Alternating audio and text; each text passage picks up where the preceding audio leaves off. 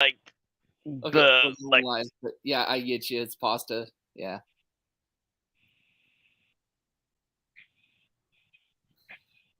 All right. Good afternoon, ladies and gentlemen. For the second interview today, it's just the wannabe wrestling encyclopedia, the wannabe guru, the wannabe host with the most. But today should be a very intriguing wrestling talk. Going forward, we still hopefully have a show tonight, but we're just putting this on because it's been a while since Nathan and I have got to do this. And we do enjoy doing this and miss this quite often when we have guest after guest. So a nice little change in routine is always a good thing. So without further ado, I'll give you the gift of gab, the man whose ego is bigger than his room, and the man who can never admit that he is wrong nor bury a grudge very well with anybody, Mr. Nathan, the I'm about to eat fucking crow, Nos. Well, hello everybody, and I am not gonna eat crow. I'm gonna admit to something, and there is a difference. First of all, second of all, I can bury a grudge like I did last night, even though there wasn't one. There was just a perceived one. And you said the so-called encyclopedia. So at some point during this wrestling talk, I challenge you to come up with a question that you don't think I would know.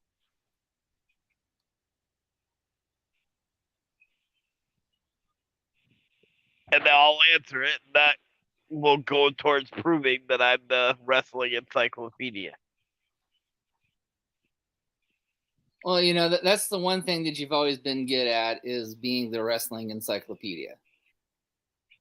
And nobody can ever take that away from you.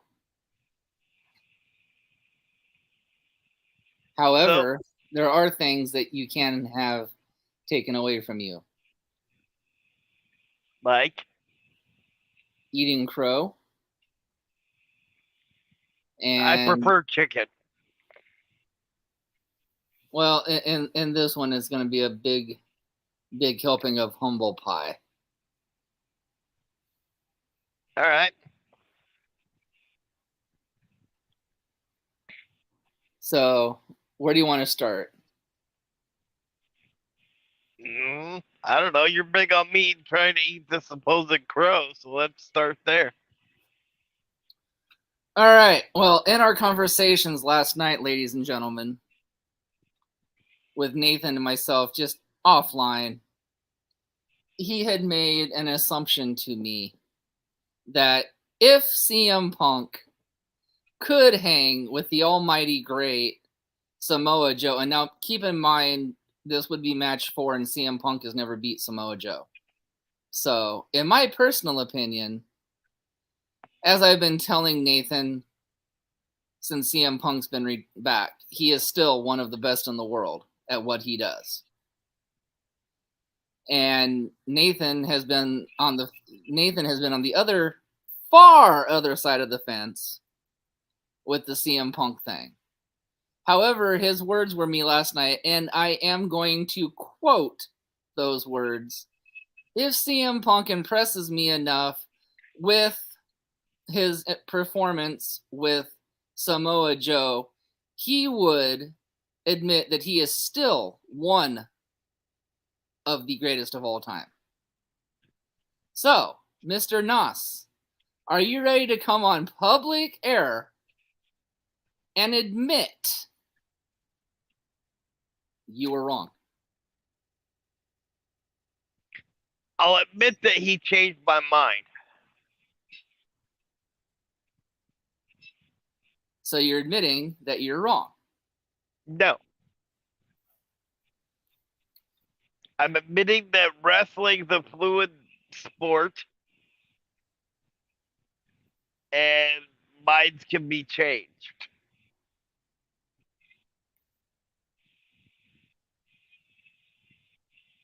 So let's flip the script on that a little bit though, because I'm not the only one that made some assumptions last night. My opinion is that Orange Cassidy is one of the best in the world because of the entertaining character he has, because of the fact that he's had something like 27, 26 title defenses,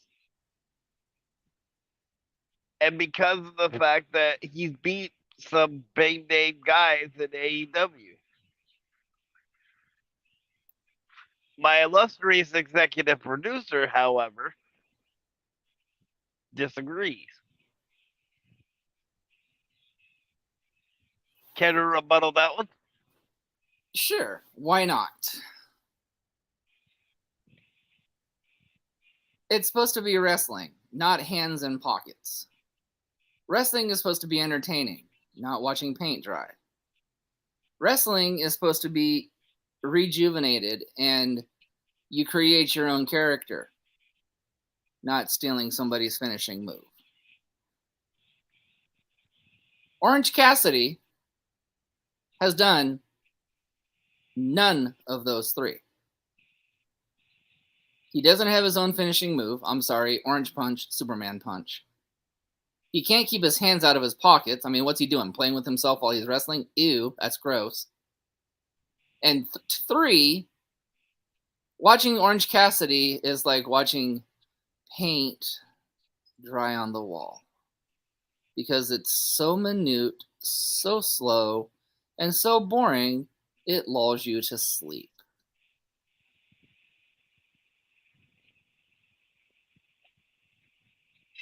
However, if he was to change his mood set, be more energetic, and actually wrestle instead of having his hands in his pockets, then you'd have an argument. Okay, yeah, he may have defeated 27 other people in his 27 title defenses that he's had. That doesn't mean anything still because. Just a second.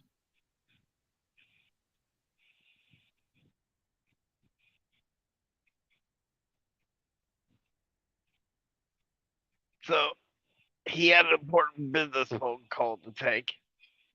So let me talk about some of the stuff that he's mentioned and give you guys my opinion on that, and then I'll let him finish his point.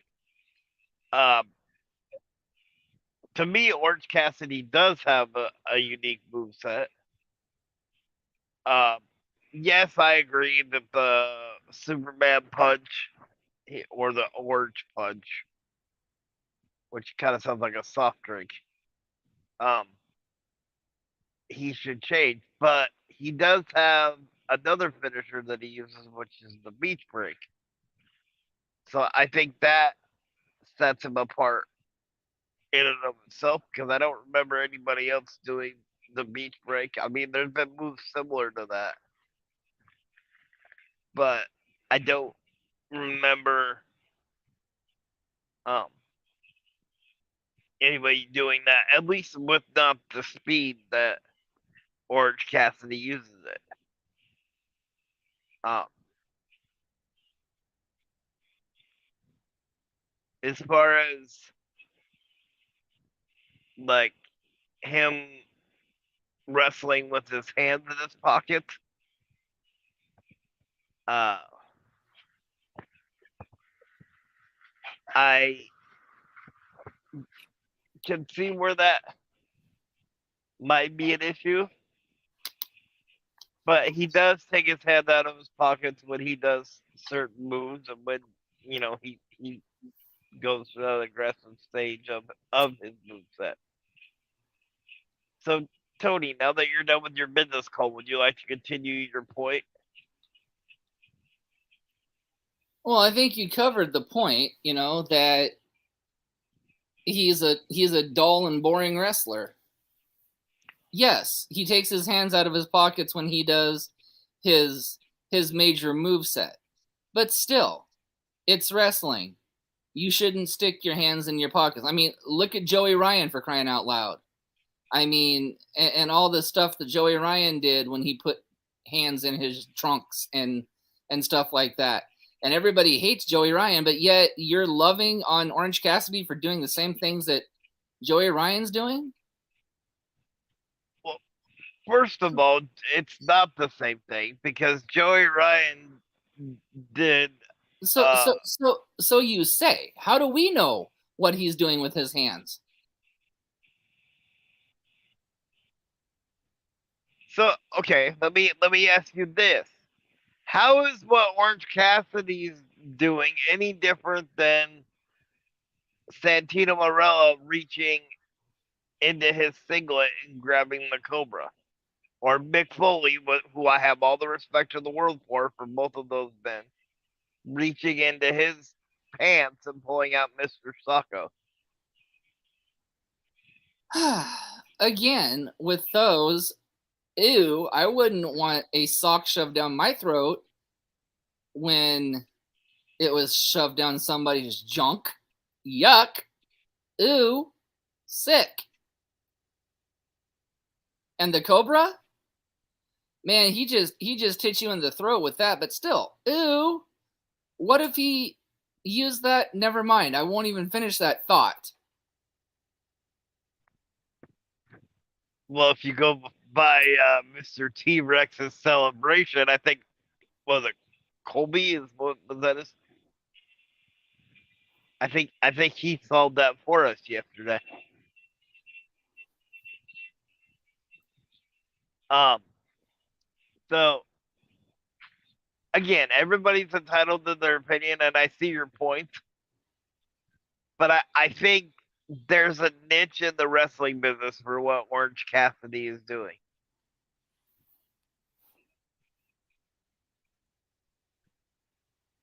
And I think as long as he gets over, as long as he sells tickets, and as long as he has good matches, which he has had good matches with the people he's been in the ring with, that's why I would consider him not the best in the world, but one of the best in the world right now.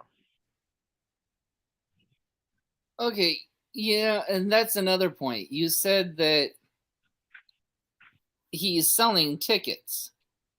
Dude, are you forgetting who he's on the card with? He's got people like fucking John Moxley, the combat, the Blackpool Combat Club, the Elite.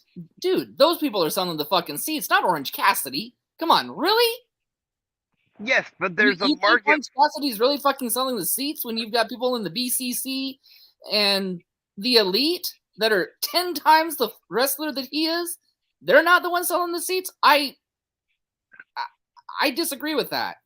Orange Cassidy might be selling a seat, but maybe it's the nosebleed seats.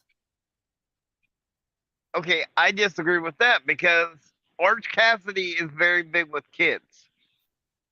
I mean, just look at like how many kids dress up like Orange Cassidy for Halloween. Kids are gonna tell their parents to buy tickets.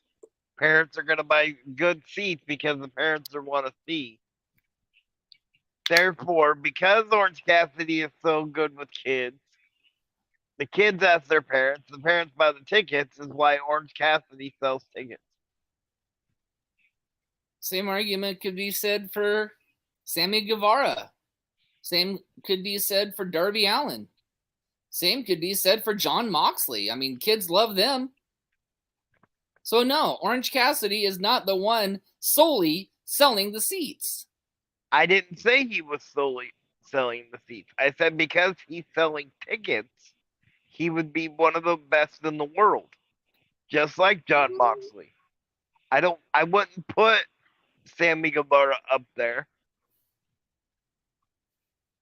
only because he hasn't gotten the like that one major storyline yet with somebody. I was kind of hoping they would do that with him and Jericho, because they keep teasing the split of those two. Well, maybe that's coming soon with this whole Jericho, but we'll get into that in a little bit too. Um, so that's why I wouldn't put Sammy. Sammy's got all the talent in the world to be one of, if not right up there with the best of the world. But he hasn't had that like landmark or staple feud in AEW yet to make people go, damn. And for those of you who will ask, the match for me with that for Orange Cassidy was with Chris Jericho.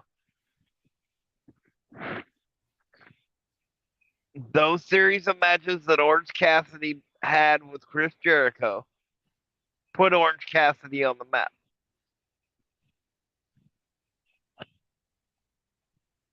But other than Jericho, who has he fought and beat that are big names? Shibata, Zack Sabre Jr., With help, Big Bill. with help. How did he get help with Big Oh Bill? wait, no. Big Oh, Bill, never mind. No, Big Bill he didn't. But Big Bill's not a big name. Come on. he was a big name in WWE. He still carries that over regardless of Enzo's issues. Come on. He wasn't the big name there. Enzo or the One was the bigger fish in that pot, you know. You keep talking about the Marty Jannetty and the Shawn Michaels of the Rockers. Big Bill was the Marty Jannetty. So therefore, irrelevant. Move on. I mean, okay, yeah, he beat Zack Sabre Jr., but he had a slew of other people in that match too. So he had help with that one. Doesn't matter. Who has he beat that has been a bigger name than Chris Jericho without help? Daniel Garcia. Not as big as name as Chris Jericho. Not even close yet. Uh,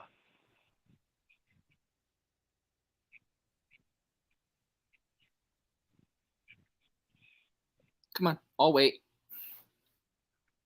I'll wait. That's right. Nobody. he beat 20 men in a battle royal. Again, he had help.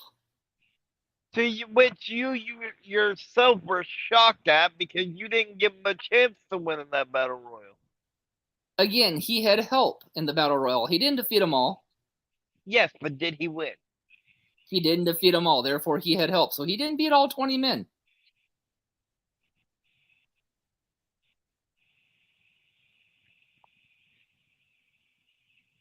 Yes, he was the winner of said battle royal.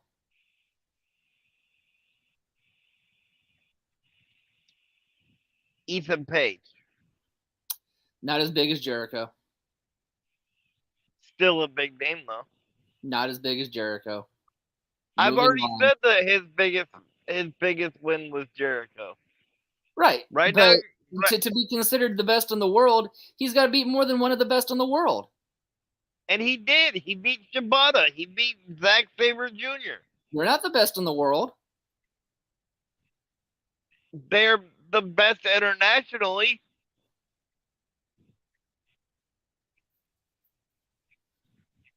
Name me two more international wrestlers that are bigger and more well known than Zack Sabre Jr. and Shibata.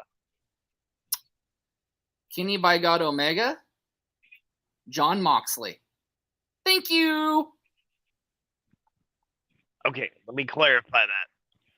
Name me two people that are internationally that haven't spent the majority of their career in the United States. Kenny Omega. Because the majority of his career, sir, if I do remember right, was in Japan. Okay, I'll give you Omega, but you can't say that about Moxley. but you didn't specify all of the career. You specified international. And Jon Moxley has held just as many international titles as the other people. And Jon Moxley is about to become the all-time greatest of all time and the all-time greatest of the world when the IWGP champion finally accepts his challenge and quits running from him. If he beats Sonata. Well, right now he's running scared of him, so I mean that tells you something.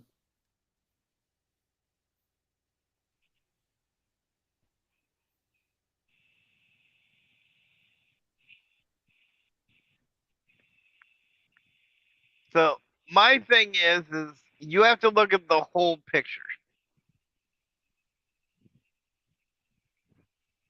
Can Orange Cassidy wrestle when he wants to? Yes. He's proven that. Is Orange Cassidy entertaining to the crowd? No. Yes. No. Yes. No, he's not. Yet, how can you say he's not entertaining to the crowd when everybody cheers when his music comes on? Every kid in that place has one of his signs. How do you not say that he doesn't entertain the crowd? Because he's like watching paint dry off a damn wall. He's boring. Okay, but that's your opinion. But I'm saying as a whole, in the crowd, does he entertain the crowd? No, I don't think he does. Yes. Zack Sabre Jr. carried that match. Zack Sabre Jr. should have won that said match. Does he sell tickets? Who? Orange Cassidy? Yes. Who knows how many tickets he sells? I don't have access to the AEW ticket sales.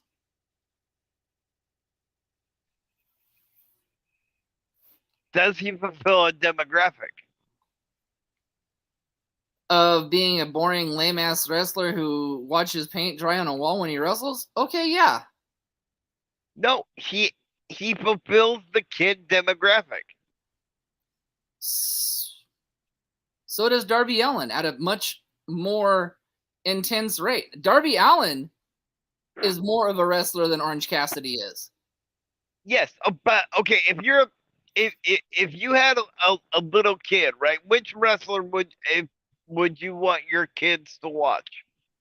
Or would you think your kids would be drawn to more? Darby Allin, who's a hell of a wrestler and one that I like a lot, or Orange Cassidy, that's the cool guy that looks like he could be in a cartoon tomorrow? Well, I would hope if I had a younger kid, they would go with the real wrestler, Darby Allin, over the fake paper chump, Orange Cassidy.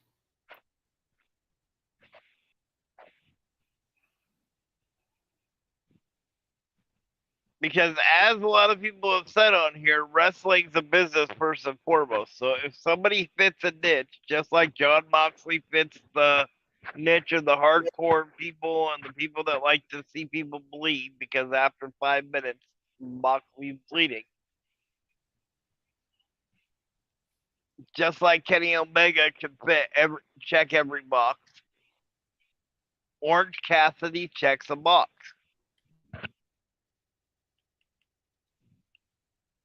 Yeah, of being the most boring and lame-ass wrestler of all time.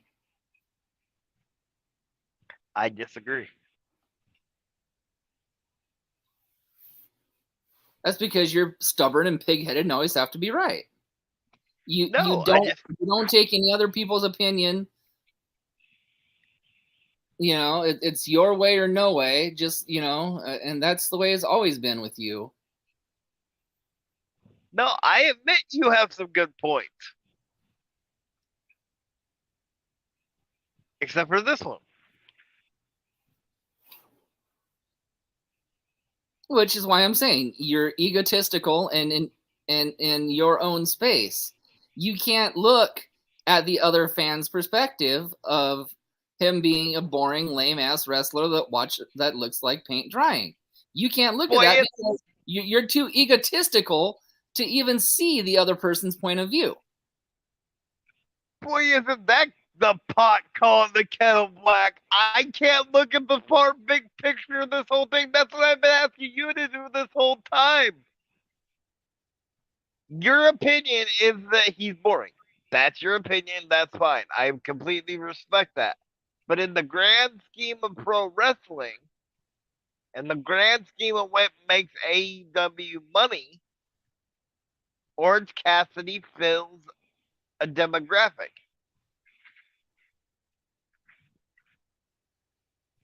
In a way, yeah, I'll give you that. But is it the proper way to fill seats? No. Should he have a character change? Absolutely. Hmm. Should he reinvent himself? Yeah.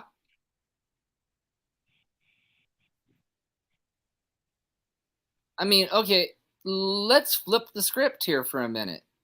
One of probably the greatest of all times, Y2J Chris Jericho, the demo god, the Ayatollah of rock and rolla, Y2J, the Lionheart, the Lion Tamer, the Wizard, um, the Painmaker. Same man. I listed off what, 10 different personas? Because he rejuvenated his career and he reinvented himself each time.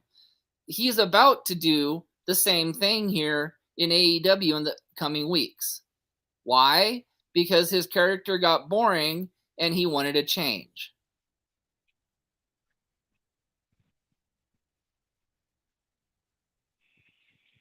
I agree. With you being quiet, I must have struck a nerve.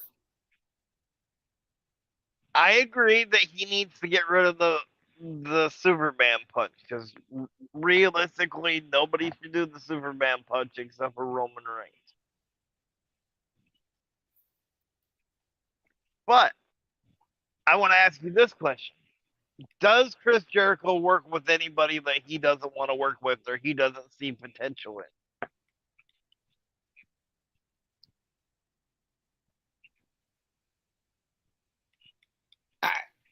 I don't think he's not worked with anybody that he doesn't. I mean, I think he tries to take the best out of everybody.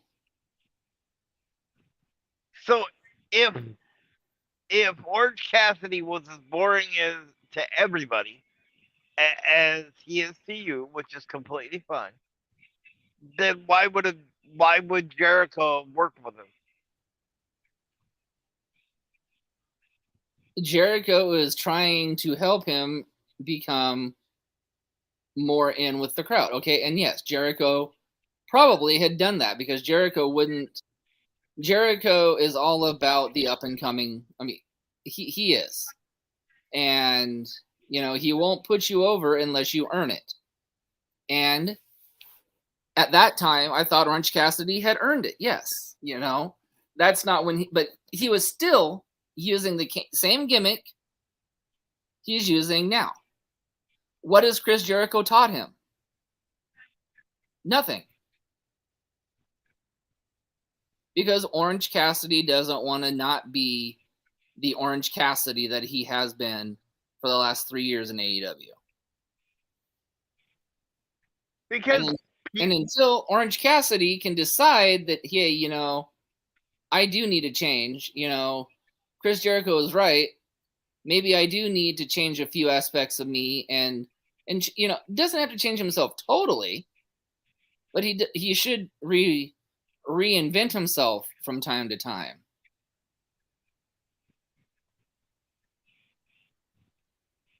And he's refused to do that.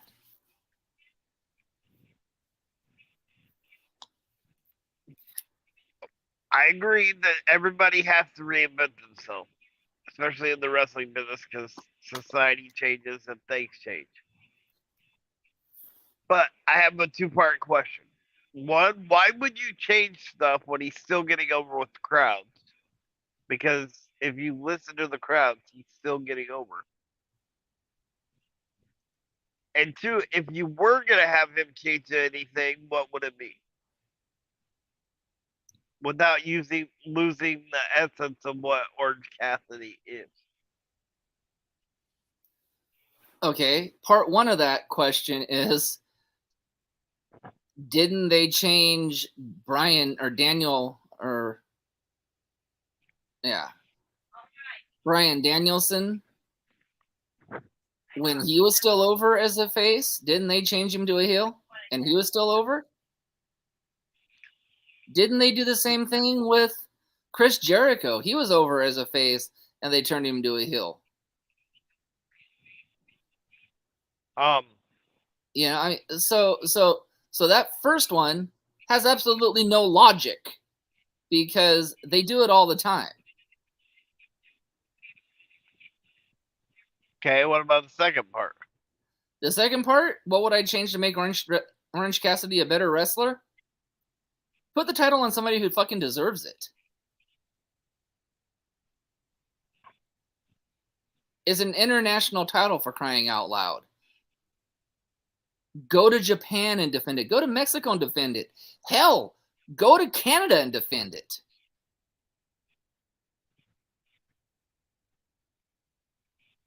Defend it internationally instead of just in your promotion.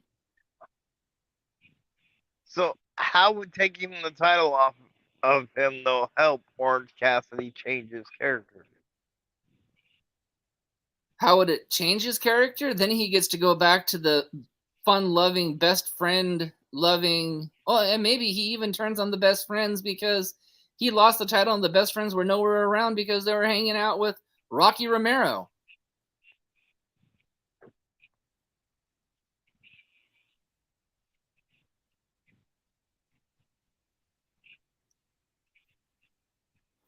But would you want to take that risk of alienating that demographic?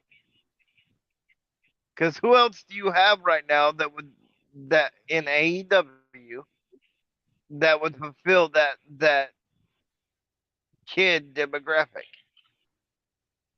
Darby Allin.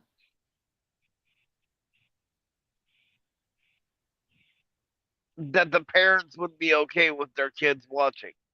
Darby Allin. Really?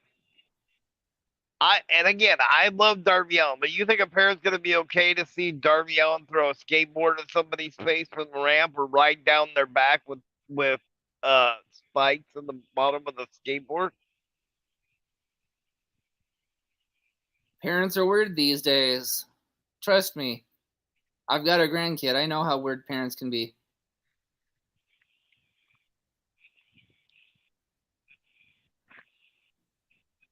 What was in when you and I were kids and what you and I thought were cool, brother, that ain't cool no more. Yeah, I admit that the kids probably think Darby Allin's cool. The stuff that he's doing on the skateboard is cool, and I like it. But you have to not only cater to the kids but the parents because it's the parents that are buying the tickets. Well, let's put it this way. Are the parents really buying the tickets for the kids or are they buying the tickets for themselves? I'm sorry, if my kid's into wrestling, yeah, you can like who you want, but I'm going to the show for myself. I don't care. So again, your logic is crazy. No, it's not. Because It's a different. parents are going to buy tickets to go just because they want to go. They're not going to do it just for their kids.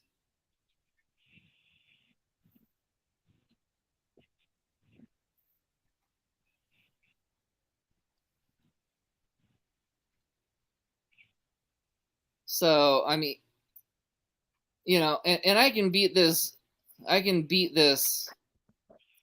dead horse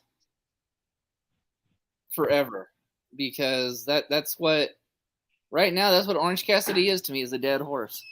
I'm probably going to take your car again eventually. saying it now.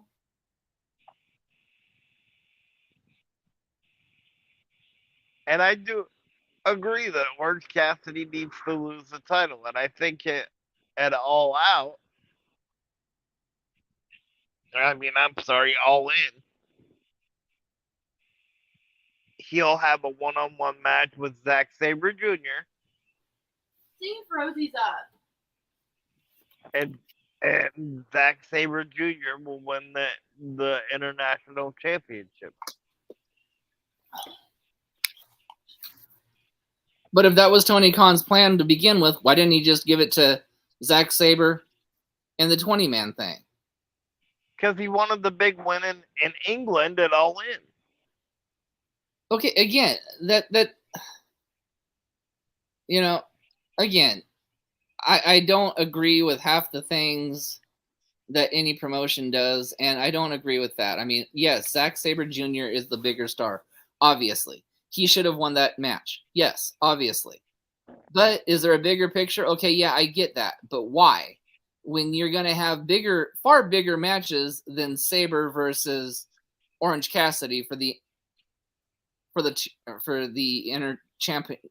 whatever it is, the international championship. You know, I mean, you're going to have far bigger matches. And who's to say they're not testing the waters if they do it this way? You said you wanted to have Orange Cassidy change his character, right?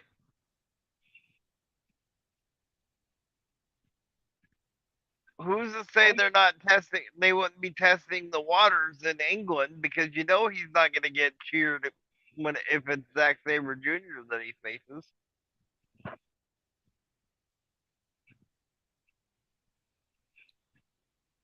Okay, keep going. So what if they're testing the waters to see how not only does what it sounds like to have Orange Cassidy be booed, what it does to the buy rates of the pay per view, and or how Orange Cassidy himself handles it. Because if you're a face all the time, it can be kind of jarring sometimes if you get booed for the first time.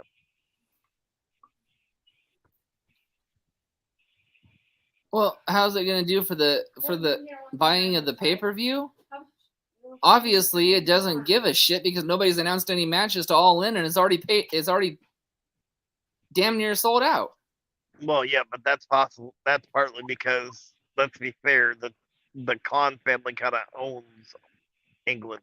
Okay, still, metaphorically. Not the point. Not the point. There's not one announced match for that, and that Wembley Stadium is damn near sold out. Not one. So you can't say Orange Cassidy sold tickets to that show. I mean, we can't even use the argument Jon Moxley or anybody else did. England fans are so diehard wrestling fans that they buy out tickets. WWE, AEW, New Japan. Shit, if New Japan showed up there, they'd sell out the arena. And you're right about that. But I think it would be a good testing ground since it isn't Orange Cassidy that's selling the tickets, and you already know that he's going to get booed if you put him up against Zack Sabre Jr. or anybody that's from England, to test the waters to see what it would be like to have Orange Cassidy be a heel, if that's the way that you wanted to go with it.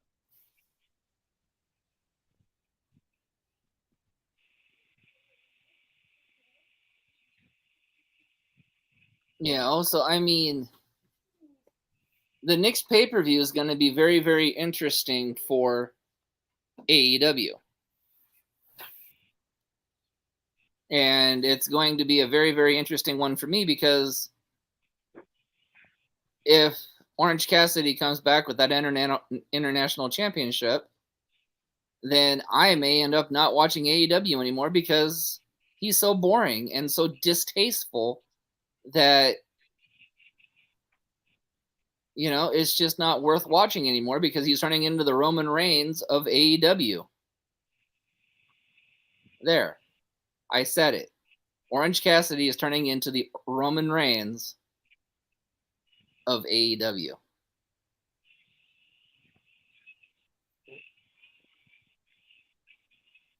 I don't see how that's happening. Roman Reigns had the belt for 1,000 days. And what is Orange Cassidy's title reign at currently? I'm not sure what. 500 and some odd days.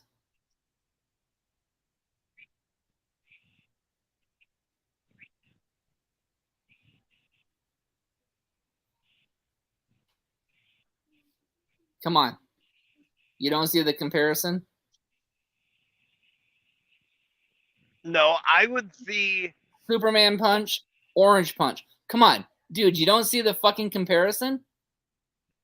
and I've said he need that part of his character he needs to change. Did you check the He bathroom? needs to just continuously do the beach break. Someone put them up out of the trees today, so he wouldn't get into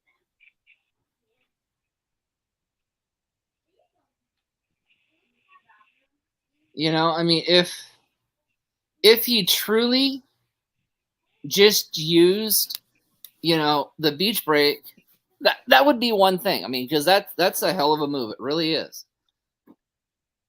But he's got to do the stop of the shin kicks and the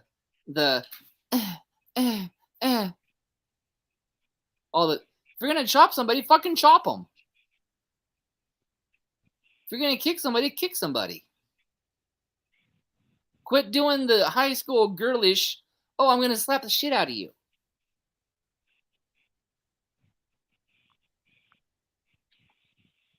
My argument to that is that's part of his character. What, being a high school girl? No, doing the uh the shin kicks and the the barely touching him when he chops them or when he hits them or whatever until they piss him off and he puts the elbow pads on and then he.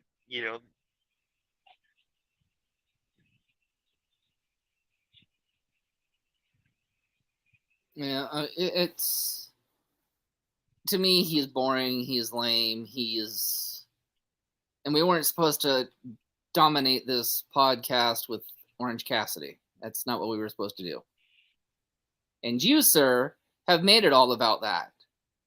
Because we're 42 minutes into this podcast and it's been nothing but Orange Cassidy being shoved down my throat. Why don't you find a different, more logical topic to talk about?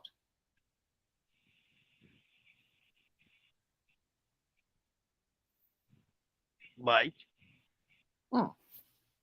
So you have nothing else, huh? Like I said, what about this Jericho recreation of Jericho?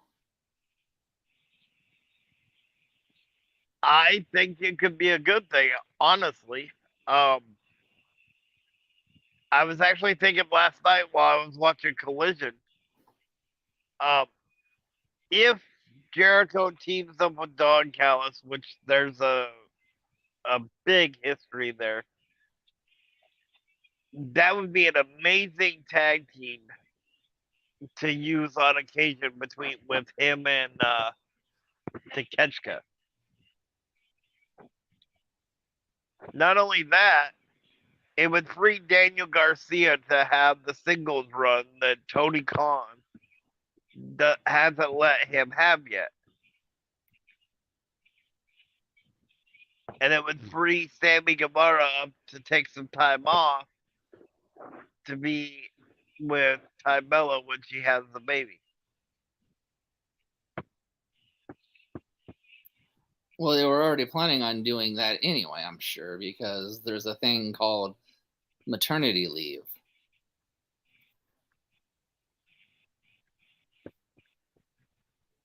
But, yes.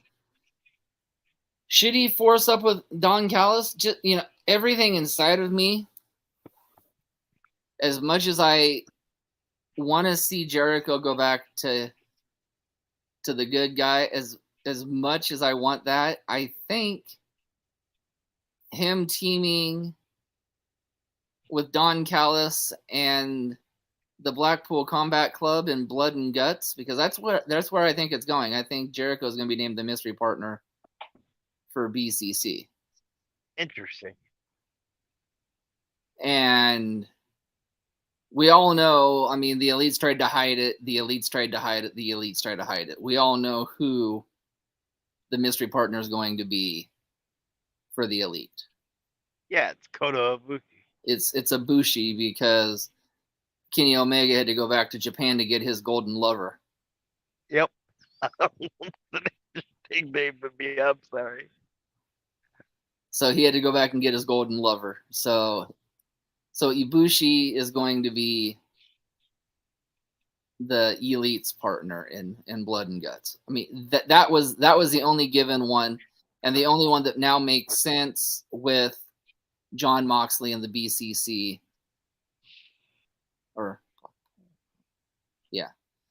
is Jericho. It's starting to make more sense now. Yes, it is actually. And here is why I say that.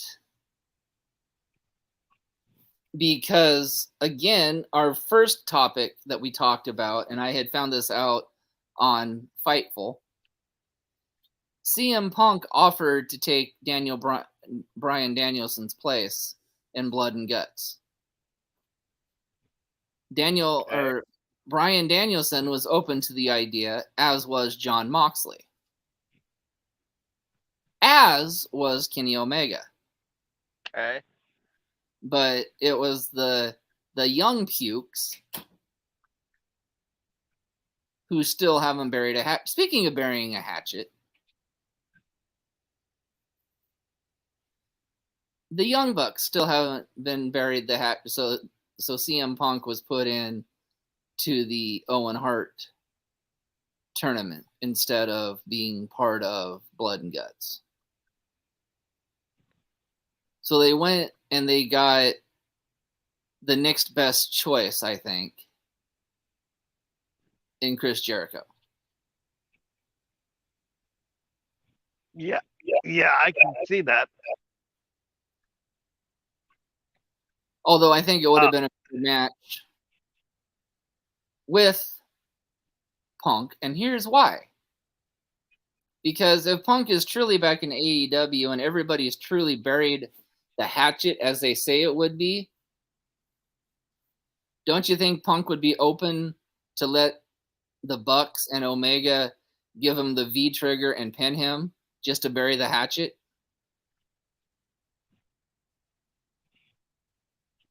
And the man willingly went to Tony Khan and everybody that was involved in that match, and everybody except for Matt and Nick were on board with that.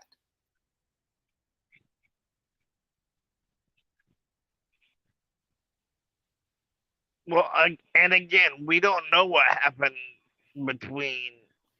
That doesn't matter. Like I keep telling you, that doesn't matter. Nobody's ever going to know what happened backstage. And as we've all discussed anyway, the media scrum doesn't matter. Okay, that's public knowledge. Everybody knows what happens there. CM Punk would not be back in AEW if they did not bury the hatchet. But to publicly bury the hatchet is one thing, but behind closed doors to bury the hatchet is another thing. They went and they did it behind closed doors, but they don't want to do it in public.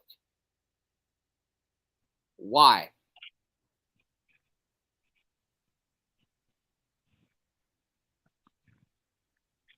Oh, again.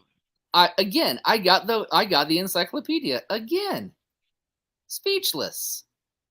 No, the thing is you say that the thing backstage doesn't matter.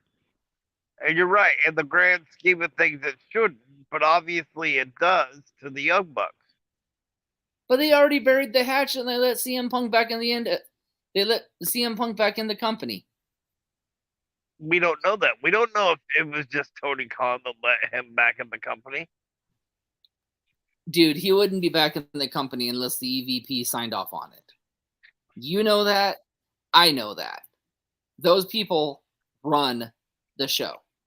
It's not Tony Khan. He signs the damn paychecks.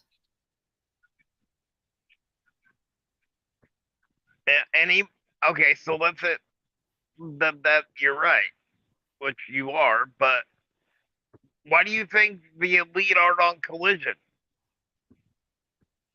Why do you think the only time that CM Punk has been on Dynamite since since he's been back, the elite weren't there? They did a taped promo.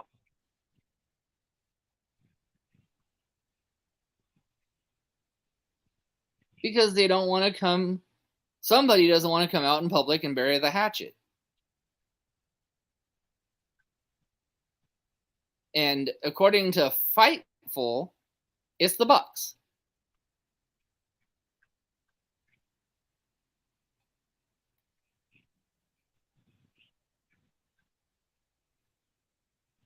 Because Omega was on board with it.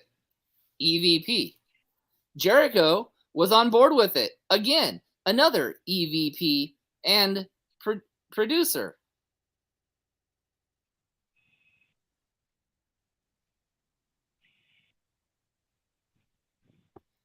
Yes, Bryan Danielson was on board with it. Guess what? Yet another producer.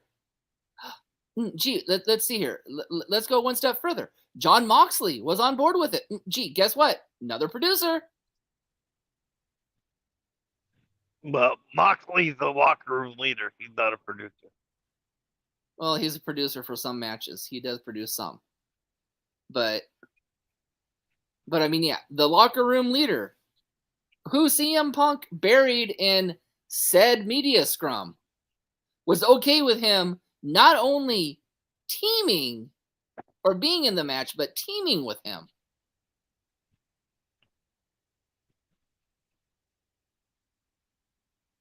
And they both went on record, both John and Chris both went on record and said they would never work with CM Punk again.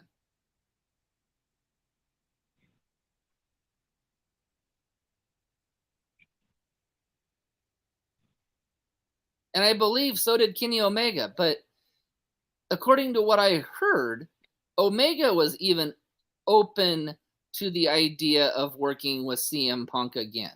So you tell me, is the problem Punk or is the problem the Young Bucks? Both. Punk's buried the hatchet. He's willing to move on. He accepted the match. He went to Tony Khan and everybody, and he got told no because the Young Bucks didn't want him in the match. So again, who's holding the grudge?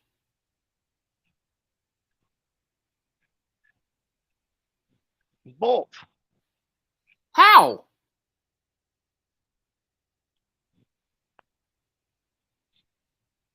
Punk went to them to work with them. They, being Matt and Nick, said no. Which they have every right to be. If they don't feel comfortable working with somebody, then But they've already sealed the friendship back up behind closed doors, but they don't want to come out and tell the story in front of the public and close the story. Who's to say they're not building for something bigger? I just don't get it. I just don't see it. I mean, I give you logic right in front of your face, and you still argue with me. I'm not. I'm giving you the other side, and technically, we have to clarify that Fightful is just a rumor right now until it comes out on.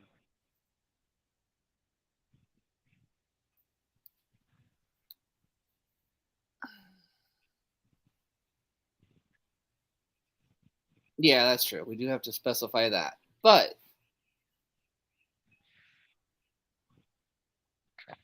as we know, Fightful is usually pretty accurate on everything. But like it said, it's still speculated that it happened. However, I do see possibly Chris Jericho being the 5th member in Blood and Guts. Yes. And if that's the case, that's going to be one hell of a match. And we get it free on TV. So, I mean, and when's the last time we got a match like that from WWE on free TV?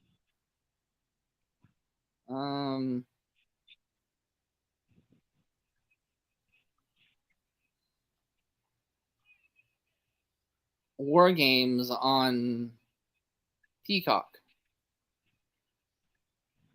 Well, I'm talking about like cable TV.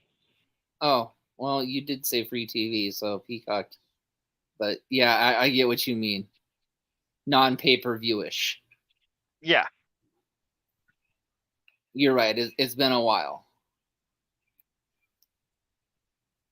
But I think you're right with War Games. I think the last time was when War Games was on NXT.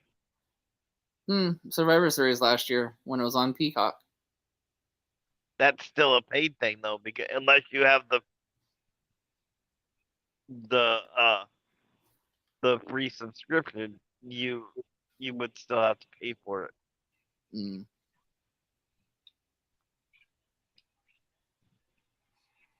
Where that's what I like about Tony Khan is among other things, obviously, but he's giving us a war game style match because let's be real, it's called something else, but it's War Games. Yes, it's War Games. You know, Montana trip. But he gives it to us on TV.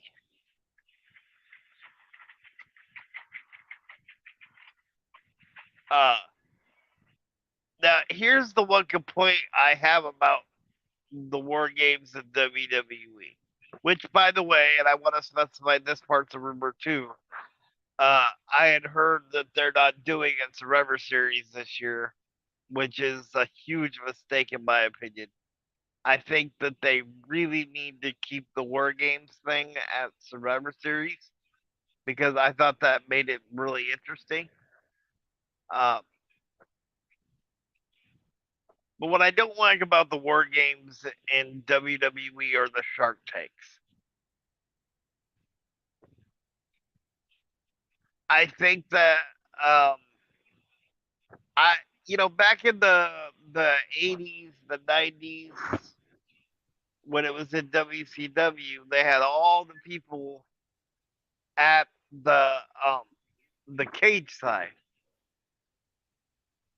and they would do the coin toss from cage side, so that way it built more intrigue, right? Already knowing what the coin toss is gonna be, and AEW, or I mean TNA was bad about that too when they did like the lethal lockdown thing. Already knowing what was uh already knowing what's in the who won the coin toss is kind of a lame thing for me because if we already know who's gonna have the advantage, where's the intrigue for that first person?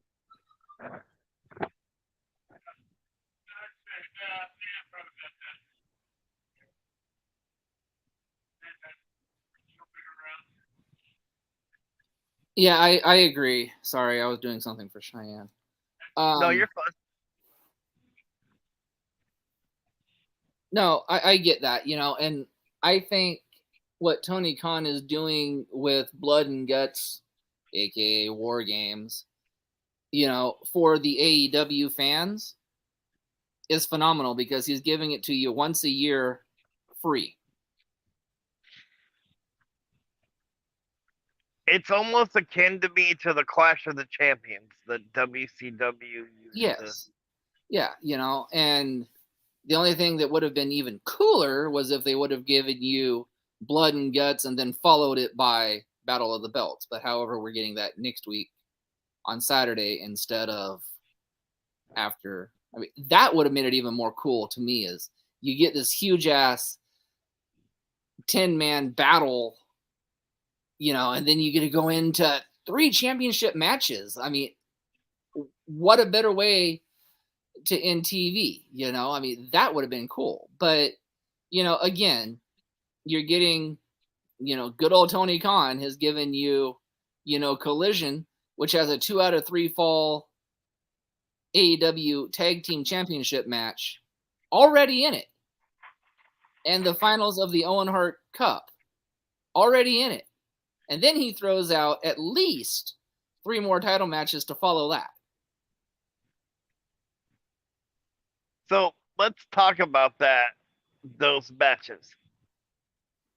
I honestly think FTR is gonna lose the tag titles to Bullet Club Gold.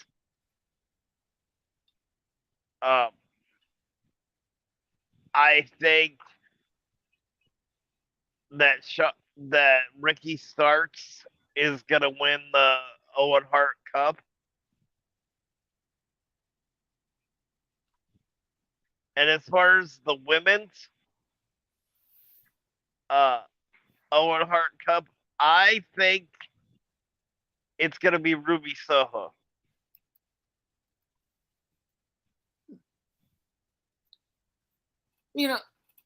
That's interesting. Of course you would say Ricky Starks over CM Punk. Of course. Again, because your bias and your hatred toward CM Punk. No big deal. No big deal. I can give you that.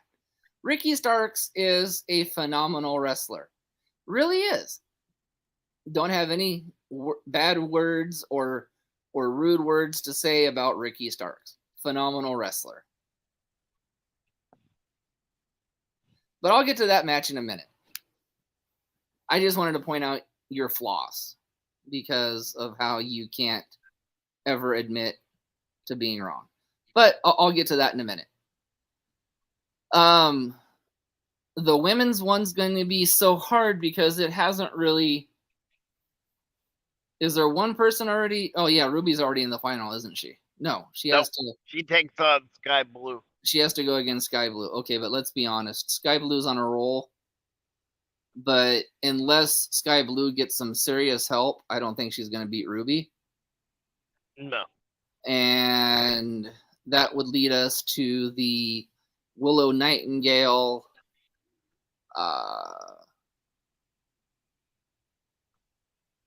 Athena.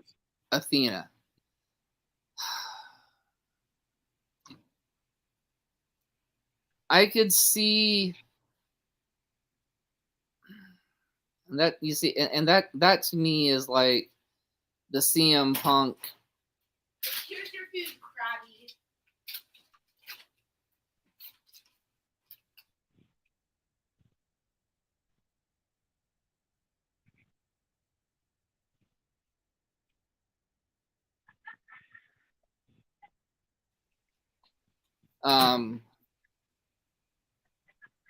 Yeah, that has a lot of intrigue to me too. But I'm gonna say probably Athena over that. So now you're gonna look at probably Athena versus Ruby. So that'll be my pick for the women's final. We'll see how that works. Although it could be Willow too. I mean, because that matches the toss-up. However, let's get to the FTR Bullet Club Gold. Unfortunately, I have to agree with Nathan. I think Bullet Club Gold is more than likely going to win the match. And here's why. Because Bullet Club Gold has been a champion everywhere they've went. Yeah. Not more so Juice Robinson, but Jay White has been a champion everywhere he's went. It would only be fitting for Jay White to win and have a title in AEW. Now, with that being said, that would set up, again, something that Nathan has said for Wembley. Jay White going into his home country as a champion. Right. As a champion into your home country. Yes, there's another slam at you. As champion. I caught that. Much like they should have done with Zack Sabre Jr. I disagree. But, however, you can disagree with that all you want. That's what should have happened. But, I can't fault Tony Khan for that. However, like you said, yes, Bullet Club Gold probably going over on Friday. Now, the women's, if it's Athena versus Ruby or Willow versus Ruby, if it's Athena versus Ruby, I say Ruby Soho. If it's Ruby versus Willow, I think Willow's going to pull it out. So there you go. Now, Ricky Starks versus CM Punk.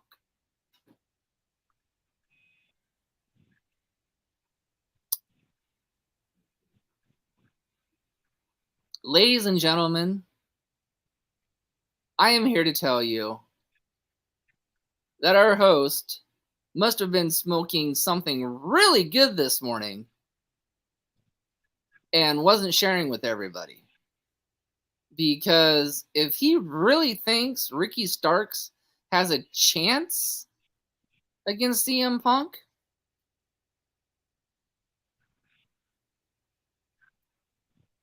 he might be onto something. However, this is Tony Khan, and this is in Canada, and there isn't no other person big enough on Owen Hart right now than Mr. CM Punk. So the winner of the men's Owen Hart championship or title or the tournament will be none other than CM Punk. And once that happens, Mr. Noss, I expect to come back on this podcast again and you to eat another dose of humble pie and admit that CM Punk actually can hang with the new breed, can actually still give a good match. I won't say a 5-star match because I don't think anything CM Punk will do anymore at the age that he is will ever be 5-star.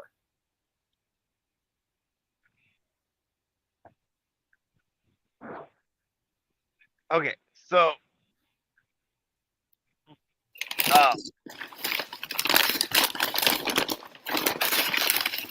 here's my thought on why I picked Ricky Starks as the winner of. Yeah, I'd love to hear this. It's simple. It's extremely simple. What does CM Punk have to gain by winning the Owen Hart Cup?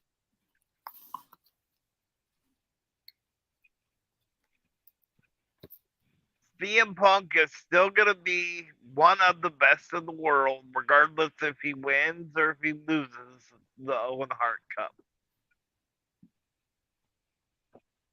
So let's flip that.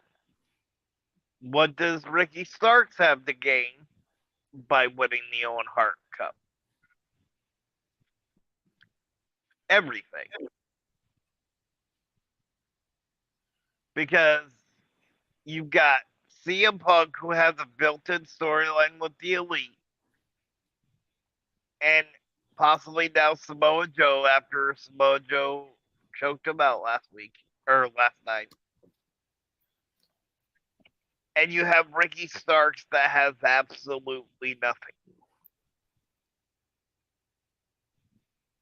By no fault of his own, but right now has absolutely nothing.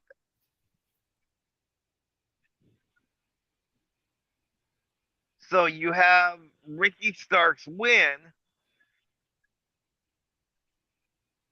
and then you use that as a stepping stone for him to get into a bigger storyline, like maybe with whoever wins at Battle of the Belts between Christian or Luchasaurus, because I still don't know who the champion is for the TNT Championship. Whoever wins that match against Shawn Spears, their next opponent could be Ricky Starks.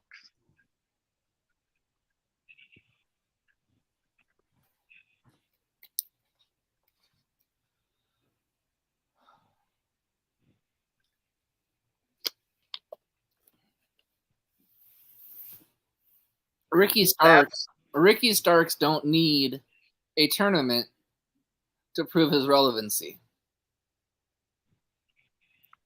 Ricky Starks don't need a tournament, nor does he need a win over CM Punk to prove that he's probably going to be one of the greatest of all times. Ricky Starks probably doesn't want the TNT title because his thoughts are going to be going against MJF. He would probably be one of the next 2 or 3 feuds, even without the Owen Hart. Oh, Jesus.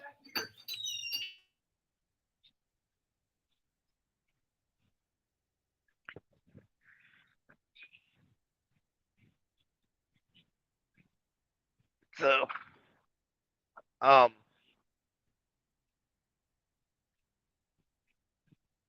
I'm also excited to see the Hardys come back once they get out of Canada and oh.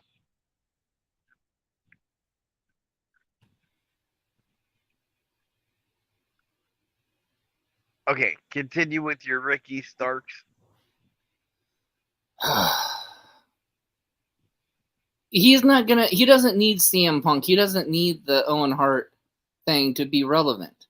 He's going to be relevant no matter what. Because he is that good. Is he going to be one to beat MJF? Good God, who knows? You know, I was thinking Adam Cole was going to be the one to beat MJF, but you know, that'll be further down the road. Who knows? But Ricky Starks in that match, honestly, nobody needs to win that Owen Hart thing because they're both going to already have their legacies cemented. Give the push a little bit more, okay, maybe to Ricky Starks, but again, he doesn't really need it because he's going to make his own legacy anyway. And who's to say that he and Powerhouse Hobbs aren't going to get back together after what happened on Collision the other day? It's possible, but I'd like to see Powerhouse Hobbs go as a singles wrestler by himself without having a manager, without. Yeah. No, and I agree with that too. I mean, I think Powerhouse Hobbs needs a push, and the push is finally being pushed in the right direction for Powerhouse Hobbs. But you know, personal differences aside, I think Canada's heart is with CM Punk. And I could see that. So, and Tony Khan always likes to give what the fans what they want. So, and that's the reason I go. Merely because of that is the reason I go CM Punk. Does he need it? No. Does Ricky Starks need it? Not really.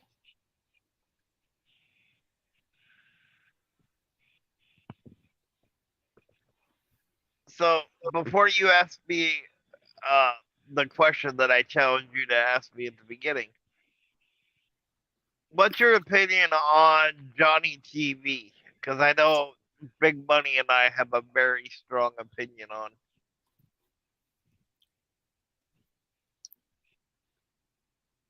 I'm sorry, Johnny who? Johnny TV. I'm sorry, Johnny who? Point taken. You mean you mean John Morrison, you mean Johnny Nitro, you mean Johnny Mundo, John Hennigan. John Hennigan. You mean him? He's got much further. He's got much better gimmicks back then than he did with AEW. Yeah, I mean, the one in AEW is just stupid.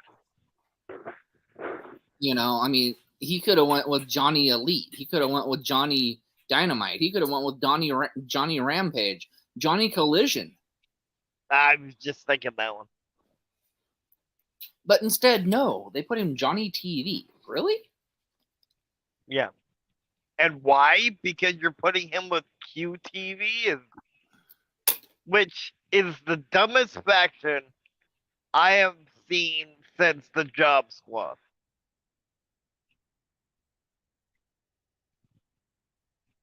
You have a talented wrestler in QT Marshall. You have a talented wrestler in Aaron Solo.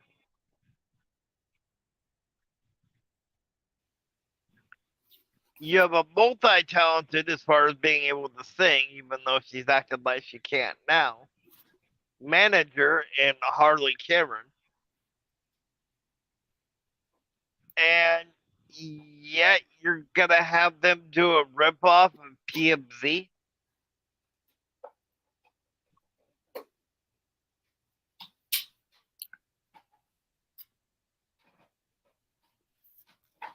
Exactly. You know, but yeah, I don't know.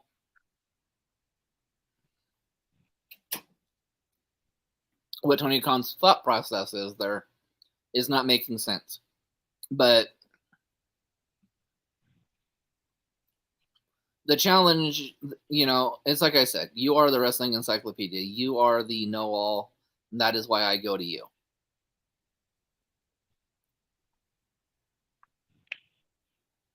But as far as everything else,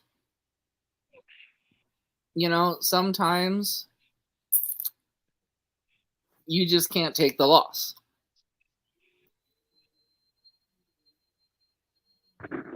Even when there's disputed facts in front of you, you still can't take the loss. But everybody's entitled to their own opinions, and I get that. So, all the arguing and bickering aside,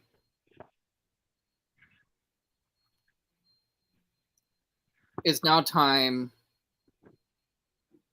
for a little story. That's right, a little story. Time to go down the memory lane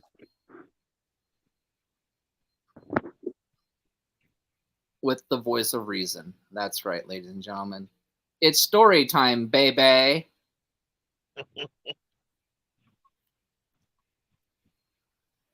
Nathan and I started out on this incredible journey 6 months ago. And in the 6 months, we've managed to do over 100 episodes together. Yep. We formed a partnership with our good buddy Big Money Dodge. And that made it even better. And for those of you that had watched our 100th episode, we grew again by adding another good friend, T-Rex. This podcast is all about family. And when family needs things, family helps. So, with that being said, Nathan could use your help. Nathan is stuck in that hospital bed, most likely 24 hours a day, 7 days a week. Yep. Yes, he does have a wheelchair, but unless somebody pushes him, he's not allowed to go anywhere. So I challenge our viewers and our fans of this show to show Nathan some love, to show Nathan some support, to start a hashtag help free Nathan.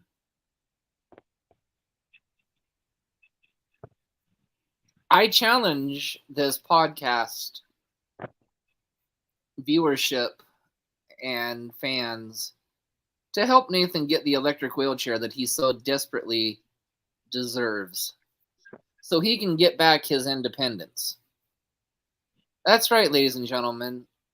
I'm asking for your help to find this man an electric wheelchair so he can get his independence back. No, he didn't know I was going to do this tonight or this afternoon.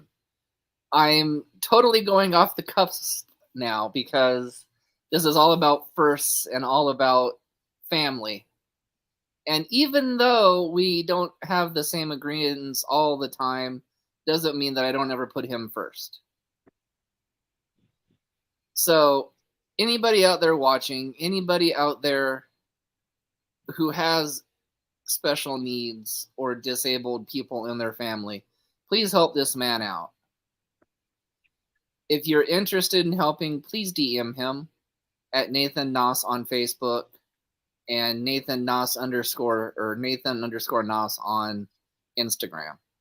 No, it's Nostorius. Oh, sorry, One. it's Nostorius1 on Instagram. Okay, help this man get an electric wheelchair. Better yet, help this man not only get an electric wheelchair, but get transportation to and from these independent shows. He misses doing that. I do. And he really, really could use some love and some support in this. Now, moving forward, again, because it's what I do. Big Money Dodge. Great man. Great manager. His only gimmick is he's an asshole in gimmick. But, being an asshole doesn't make the man. The real man, Big Money Dodge, is an 8-year professional wrestling manager in Southern California.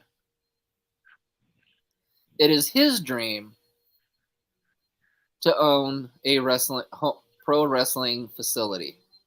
It is his dream to get this started within the next several months. Because his dream is even bigger because, again, it ties in to Nathan and this podcast. His pro wrestling facility is going to be the home of Nathan's new promotion that he's starting, Inclusion Pro Wrestling. That's right. So the 3 things that I'm asking you all tie into one thing because Nathan needs a wheelchair and transportation to get to the wrestling facility so he can run his shows. Yep. So please, if you're interested in helping Big Money Dodge, find him on Facebook, find him on Instagram, find him on Twitter or Twitch, Big Money Dodge. Also, you can find Big Money Compound on Facebook and on Instagram. Or you can contact his business partner, Mr. Boom Shasta, on Facebook, on Instagram. You can even contact myself or Nathan from the Chair Podcast or at the mentioned Facebook or Instagram. You can DM me at the From the Chair Facebook page, and I will be more than happy to answer it. Or you can drop me a DM in my personal box with Anthony Wagner on Facebook. Okay, but with that, Mr. Big Money Dodge is, very passionate, and he's going to give you great trainers. In fact, his first trainer is a man with over 20 years in the business who has wrestled and defeated twice WWE Hall of Famer Mr. Rey Mysterio Jr. Or I'm sorry, Rey Mysterio now. He doesn't use the junior because, anyways. But and that'll be your first special guest is SoCal Crazy. Again, it's only $25 a session, $150 a month. Great cause, great guy. You're going to learn a lot. And Big Money Compound is going to be the exclusive home of Inclusion Pro Wrestling. Inclusion Pro Wrestling means so much to Nathan because it's in our Special Olympics bylaws and everything that we make inclusion matter.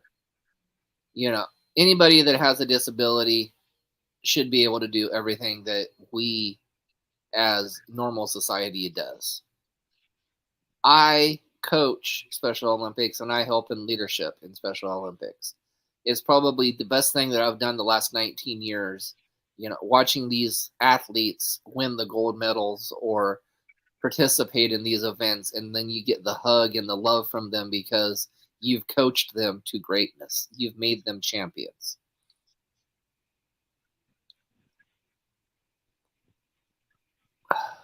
And now it's my turn to give back to these great athletes and give them all something that they can do, something that they can look up to, something that they can proudly say, hey, there's a wrestling facility and a wrestling organization named after us. And that is the entire purpose of Inclusion Pro Wrestling. That is the entire purpose of the Big Money Compound. So I know Nathan wants to thank a couple more sponsors, but I need to let him compose himself because I probably shocked him today. So You did. I'm gonna hand the floor off to Nathan. All right. And our other two sponsors are the CARE program, which is the community active reaching everybody. And to get a hold of the lady that's in charge of that, you can get a hold of Becky Bernhardt on Facebook. And Bruce Nichols Painting for all your painting, pressure washing, and lead removal needs. And you can find him on Angie's. All right, so we shall come back at 5 o'clock this evening, and maybe our co-host will be joining us. I'm not 100% sure yet, but until 5 o'clock, we'll see you guys later. Thank you very much.